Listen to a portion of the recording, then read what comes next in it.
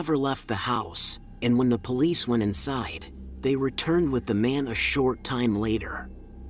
The crazy thing is that I have no idea when or how the guy got down there. Maybe I left the door unlocked and he snuck in.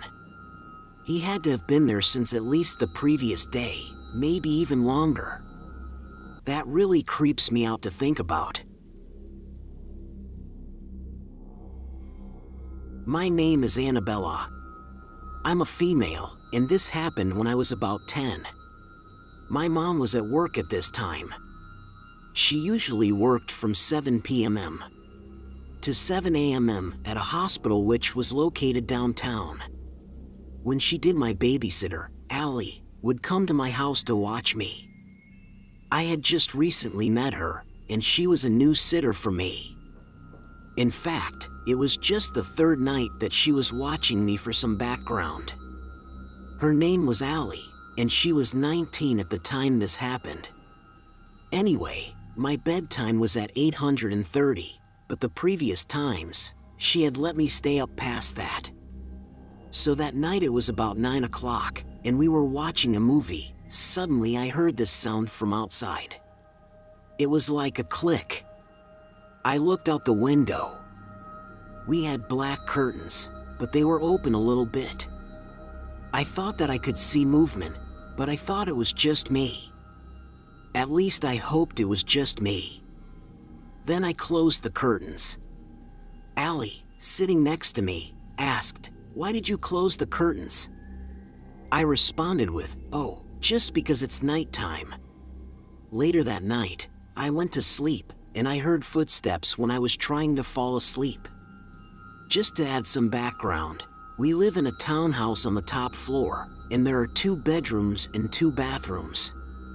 My babysitter never went upstairs unless she was tucking me in.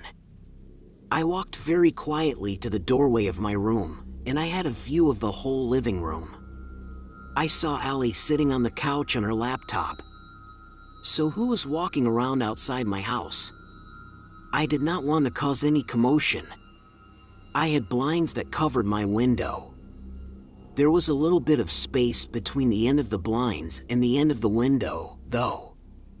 I slowly, quietly crept towards the window and slowly pulled the blinds open.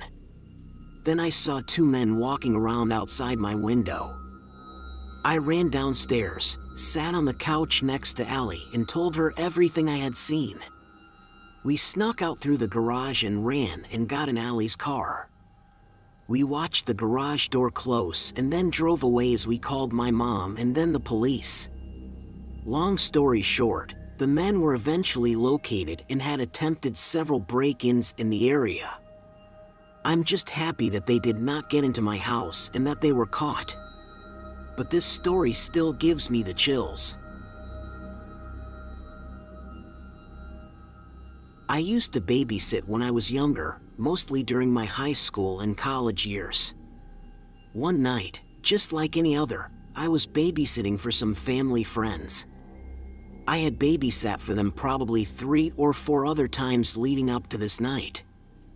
I was familiar with their kids and they knew me well. Also their ages were 5 and 6, I believe.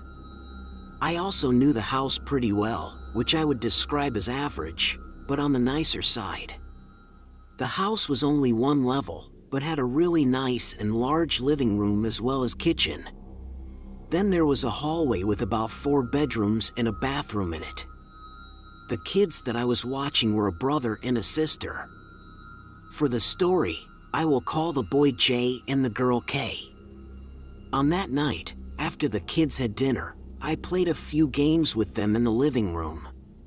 After we had finished one game, Kay said that she wanted to go to her room.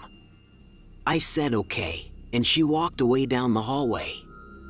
There was maybe 20 minutes or so before bedtime. Jay then went to his room as well. The kids each had toys and books in their bedrooms that they liked to play with. I reminded them that their bedtimes were coming up as they left the room. I remained in the living room area until it was time for the kids to go to bed. Then I got up and walked over to their bedrooms to remind them. I got to Jay's bedroom first, and he was playing with his mini